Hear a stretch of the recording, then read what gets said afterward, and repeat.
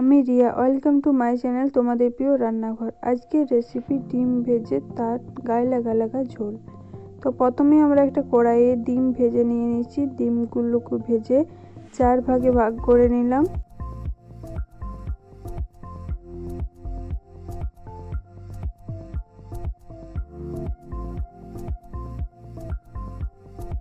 একে একে সব ডিমগুলো তুলে নিলাম।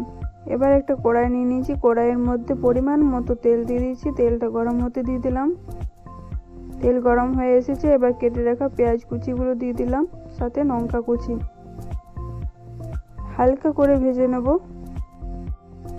এবার দিয়ে দেব কেটে রাখা টমেটোটা। আমি একটা মিডিয়াম সাইজের টমেটো নিয়ে নিয়েছি, 4 ভাগ করে কেটে। হালকা করে নেড়ে ভেজে নেব। এবার দিয়ে দেবো পরিমাণ মতো লবণ। পরিমাণ মতো লবণ দেওয়ার পর আবারও হালকা করে ভেজে নিতে হবে আমাদের। এবার দিয়ে দেবো বেটে রাখা আদা, রসুন আর কাঁচা লঙ্কা বাটা। হালকা করে একবার নাড়িয়ে নিলাম। এবার দিয়ে দেবো গুঁড়ো মশলা গুঁড়ো। প্রথমেই দিয়ে দিলাম 1 চামচ হলুদ গুঁড়ো। হলুদ গুঁড়োটা ভালোভাবে একবার মিক্স করে নিলাম।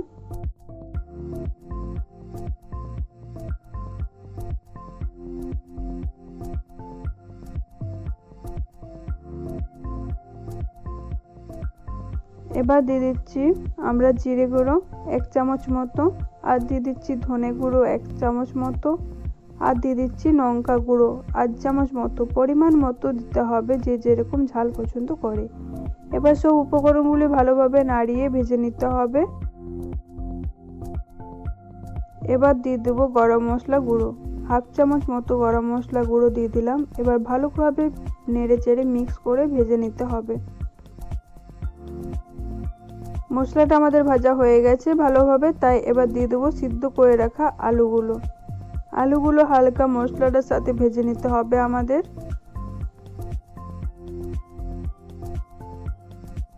মশলাটার সাথে ভালোভাবে ভাজা হয়ে গেছে। এবার দিয়ে দেবো 1 গ্লাস মতো জল।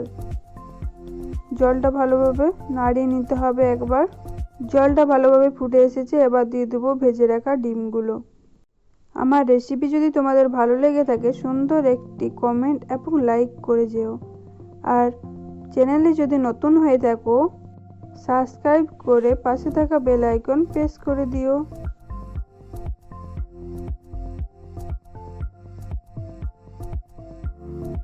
ভেজে রাখা ডিমের ঝোল আমাদের রেডি।